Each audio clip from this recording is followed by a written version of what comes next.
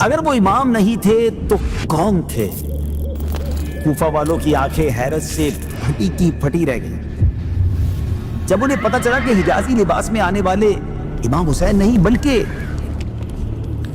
پورے کوفہ میں خوف کی ایک لہر دوڑ گئی۔ بس پھر کیا تھا؟ اور ہر طرف سے لوگ آنے لگے اور اس طرح دیکھتے ہی دیکھتے 40,000 افراد کا لشکر ایک اعلان پر جمع ہوا۔ نماز سے پہلے 40,000، نماز کے بعد ایک بھی نہیں۔ یہ سب دھوکہ تھا، مکر و فریب تھا، بد عہدی تھی۔ کوفہ کی گلیوں میں اکیلا، تنے تنہا، مگر کمال کی بہادری۔ ساتھ تھے تو صرف اپنے 2 بچے۔ گھر کو چاروں طرف سے گھیر لیا گیا۔ تاریخ نے دیکھا کہ بنی ہاشم کا ایک تنہا شیر کس طرح ظالموں پر ٹوٹ پڑتا ہے۔ دروازے کے پیچھے سپاہی ہاتھ میں ننگی تلوار لیے موجود تھے۔ آپ قرآن پاک کی تلاوت کرتے ہوئے دروازے سے جیسے ہی اندر داخل ہوئے، اچانک انا للہ و انا الیہ راجعون۔ خاندان اہل بیت۔ السلام علیکم ورحمۃ اللہ وبرکاتہ۔ ناظرین، ویب سیریز کا نام ہے داستان کربلا۔ کل ہم نے سنا تھا کہ کوفہ میں موجود 2 افراد نے یزید تک یہ خبر پہنچا دی تھی کہ گورنر کوفہ حضرت نعمان بن بشیر رضی اللہ تعالیٰ عنہ حضرت مسلم بن عقیل رضی اللہ تعالیٰ عنہ کے خلاف کوئی کارروائی نہیں کر رہے، حالانکہ مسلم بن عقیل کوفہ والوں کو یزید کے خلاف آمادہ کر رہے ہیں۔ یہ خبر سنتے ہی یزید نے فوراً حضرت نعمان بن بشیر کو کوفہ کی گورنری کے عہدے سے ریموو کر دیا، ہٹا دیا، اور ان کی جگہ ایک ایسے شخص کو مقرر کیا جس کا نام سن کر ہی ظلم، مکاری اور صفاقی کی تصویر آنکھوں کے سامنے آ جاتی ہے۔ اس شخص کا نام تھا عبید اللہ بن زیاد۔ عبید اللہ بن زیاد نہایت مکار، چالاک اور ظالم انسان تھا۔ جیسے اسے یزید کا پیغام ملا، یہ فوراً بصرہ سے روانہ ہو گیا، لیکن اس کی مکاری ذرا دیکھیں۔ اپنی فوج کے ساتھ شان و شوکت کے ساتھ کوفہ میں داخل نہیں ہوا، بلکہ اس نے اپنی فوج کو قادسیہ میں روک دیا اور پھر خود چند آدمیوں کو لے کر حجازی لباس پہن کر، عرب کے لوگوں کا لباس پہن کر، رات کے اندھیرے میں ایک اونٹ پر سوار ہو کر اس راستے سے کوفے میں داخل ہوا جس راستے سے حجاز کے قافلے آیا کرتے تھے۔ اور سب اس نے کیوں کیا؟ کیونکہ کوفہ والے پہچان نہ سکے، بلکہ وہ یہ سمجھ بیٹھے کہ امام حسین تشریف لے آئے ہیں رضی اللہ تعالیٰ عنہ۔ چنانچہ ایسے ہی ہوا۔ کوفہ کے لوگ جو ہر لمحہ امام علی مقام کی آمد کے منتظر تھے، جن کی نظریں راستوں پر جمی ہوئی تھی، جن کے دل امام پاک کی محبت میں بے قرار تھے، انہوں نے رات کے اندھیرے میں جب حجازی لباس اور حجازی راستے سے آنے والے اس شخص کو دیکھا تو وہ تو خوشی سے بے قابو ہو گئے۔ کسی نے نعرہ لگایا امام حسین آ گئے، اور پھر دیکھتے ہی دیکھتے خوشی کی لہریں پورے کوفہ میں دوڑ گئیں، نعرے بلند ہونے لگے، لوگ گھروں سے نکل آئے، دل خوشی سے دھڑکنے لگے۔ ادھر ابن زیاد دل ہی دل میں جل رہا تھا، لیکن اس نے ضبط سے کام لیا اور خاموش رہا، کیونکہ اگر اس لمحے اس کا بھانڈا پھوٹ جاتا تو شاید وہ زندہ گورنر ہاؤس تک پہنچ بھی نہ پاتا۔ مگر اس مکار نے ایک بہت اہم بات سمجھ لی تھی۔ اس نے جان لیا تھا کہ اہل کوفہ کے دل کس قدر امام علی مقام کی محبت میں ڈوبے ہوئے ہیں۔ وہ جان گیا تھا کہ یہ قوم امام علی مقام کی ایک جھلک تک کے لیے بہت بے چین ہے۔ یہی سوچتے ہوئے وہ خاموشی سے گورنر ہاؤس میں داخل ہو گیا، اور افسوس اس وقت تک کوفے والوں کو یہ معلوم ہی نہ ہو سکا کہ یہ امام حسین نہیں بلکہ ابن زیاد ہے۔ پھر جب یہ حقیقت سامنے آئی تو خوشیوں کے چراغ یکدم بجھ گئے، دل ٹوٹ گئے، اور پورے شہر پر مایوسی کی ایک سرد چادر پھیل گئی۔ رات گزری، صبح ہوئی، ابن زیاد نے اہل کوفہ کو جمع کیا، یزید کا پیغام سنایا، اور پھر دھمکیوں، خوف، لالچ اور سازشوں کا ایک ایسا کھیل شروع کیا جس نے پورے کوفہ کو خوف اور بے چینی میں مبتلا کر دیا۔ وہ لوگوں کو ڈرانے لگا کہ یزید کی مخالفت کا انجام بہت بھیانک ہوگا۔ وہ قبائل کے سرداروں کو خریدنے لگا اور لوگوں کے دلوں میں خوف بھرنے لگا۔ اسی طرح اس نے آہستہ آہستہ حضرت مسلم بن عقیل کے ساتھیوں کو ان سے سیپریٹ کرنا، جدا کرنا شروع کر دیا۔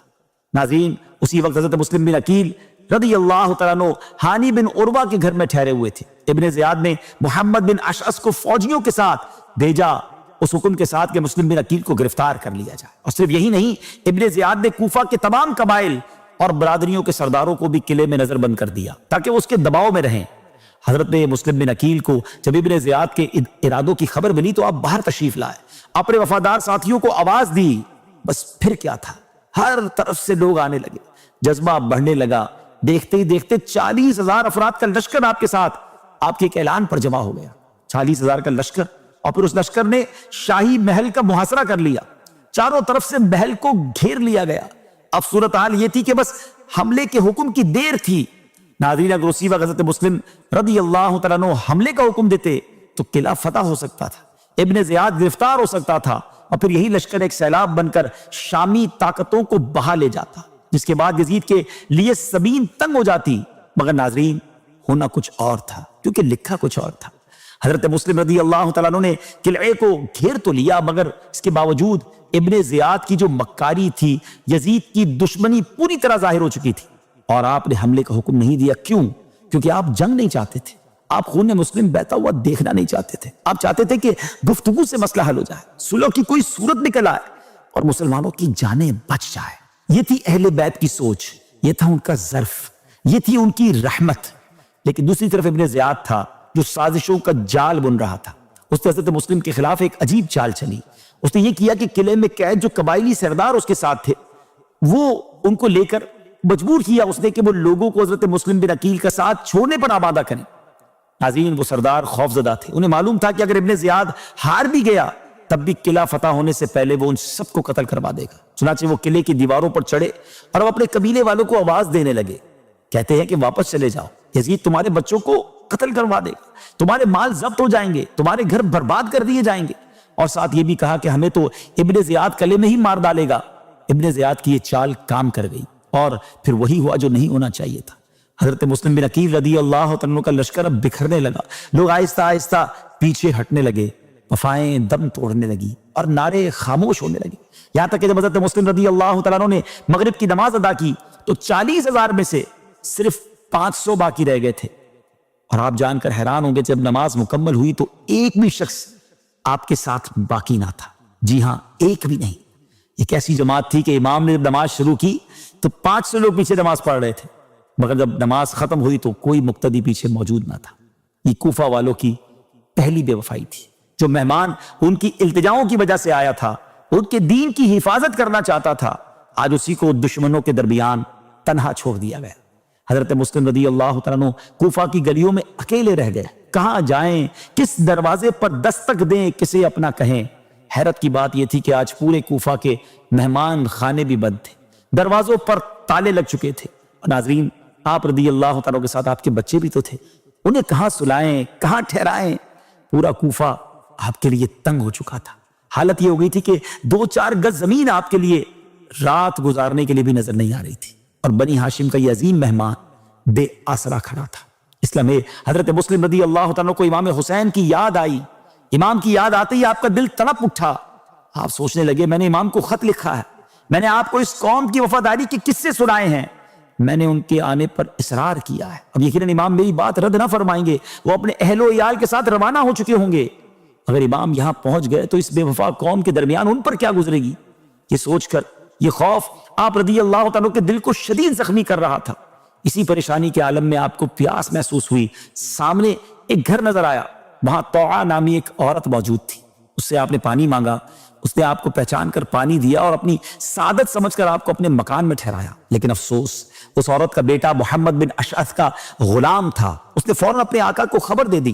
بس پھر کیا تھا، ابن زیاد نے محمد بن اشعث اور کوتوال کو سپاہیوں کے ساتھ روانہ کر دیا۔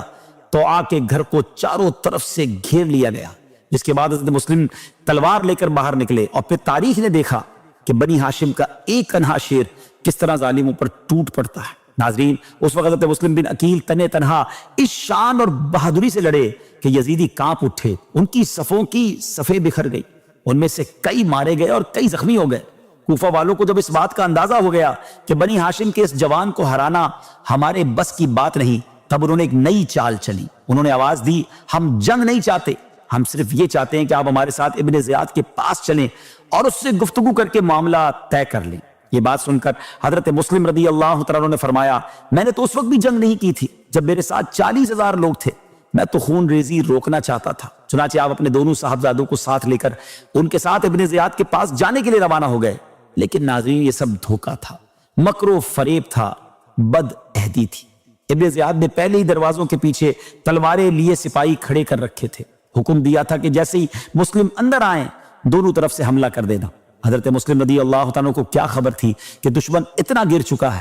آپ قرآن پاک کی ایک آیت پڑھتے ہوئے اندر داخل ہوئے اور پھر اچانک چاروں طرف سے تلواریں چل پڑی، وار پر وار، ظلم پر ظلم، یہاں تک کہ بنی ہاشم کا یہ مظلوم مسافر، دین کا یہ وفادار سپاہی، اہل بیت کا یہ جانثار، ظالموں کے ہاتھوں بے دردی سے شہید کر دیا گیا۔ انا للہ و انا الیہ راجعون۔ ناظرین، ابن زیاد کے دربار میں حضرت مسلم رضی اللہ تعالیٰ کے دونوں صاحبزادے بھی آپ کے ساتھ آئے تھے۔ انہوں نے اس بے کسی کی حالت میں اپنے شفیق والد کا سر ان کے مبارک تن سے جدا ہوتے دیکھا۔ چھوٹے چھوٹے بچوں کے دل غم سے پھٹ گئے اور اس صدمے میں لرزنے اور کانپنے لگے۔ دونوں بھائی ایک دوسرے کا چہرہ دیکھ رہے تھے، دونوں کی آنکھوں میں آنسو جاری تھے۔ وہاں کوئی ایسا نہ تھا جو ان بچوں پر رحم کرتا۔